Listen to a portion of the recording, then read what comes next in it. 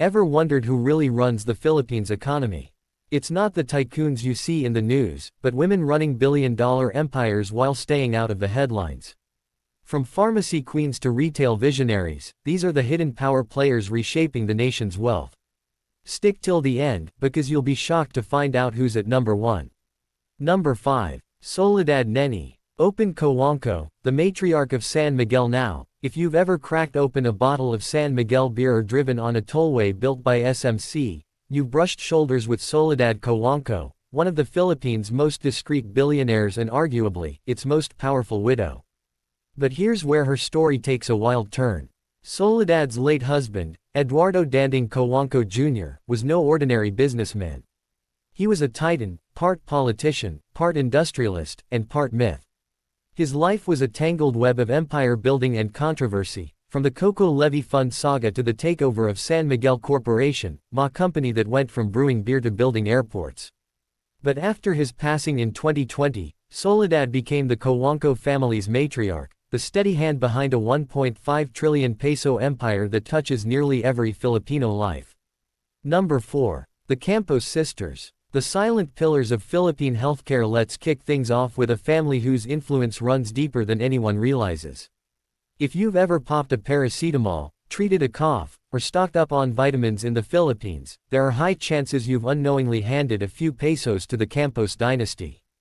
The story began in 1945 when Jose Yao Campos co-founded United Laboratories, or Unilab, with a dream that medicine shouldn't be a luxury.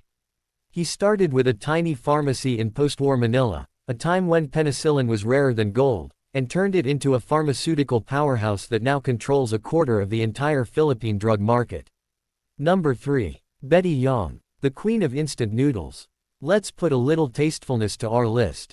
Because the woman we're going to talk about built her fortune not from oil, steel, or real estate, but from noodles. Betty Yong, the co-founder and president of Mond Nissan Corporation, turned humble pantry staples into a billion-dollar empire. Back in 1989, she and her husband, Quirino Quifanes, launched a brand called Lucky Me. And that was it. History was cooked, served, and slurped in millions of Filipino homes. What started as an affordable comfort food became a cultural phenomenon. Lucky Me now commands over 70% of the instant noodle market, and Mond Nissan's portfolio has expanded to include Sky Flakes, Fita, and Mamacitas. Basically, the holy trinity of Filipino snack time. Number 2. Elizabeth Tsai, the hotel and conventions queen. Luxury, hospitality, and the art of making people feel at home, that's Elizabeth Tsai's empire summed up. As the second child of the legendary Henry Tsai Sr., Elizabeth could have easily followed the family's retail path. But she chose to chart her own, one rooted in elegance and experience. Today, as chairperson and president of SM Hotels and Conventions Corp., she runs the hospitality arm of the SM Group, the same powerhouse that brought us SM Malls and BDO. Her portfolio is dazzling. Think Conrad Manila, with its glass hull gleaming like a cruise ship on Manila Bay. The Tall Vista Hotel, a heritage landmark reborn under her watch. Number 1. Teresita Tsai Cosin, the queen of Philippine capitalism. If the Philippines had a big boss of business, it would undoubtedly be Teresita Tsai Cosin. The woman who quietly runs an empire so vast, its influence stretches from the shopping cart to the stock market. Born the eldest daughter of Henry C. Sr., Teresita, or Tessie as she's known, grew up folding shoes at her father's original Shoe Mart store. That early exposure to the grind shaped her into one of the most formidable business minds in Asia. Today, she serves as vice chairperson of SM Investments Corporation, SMIC, the crown jewel of Philippine corporate power. Under her leadership, SMIC's three pillars, retail, real estate, and banking, have not just dominated but defined the national economy. SM malls are now part of Filipino life.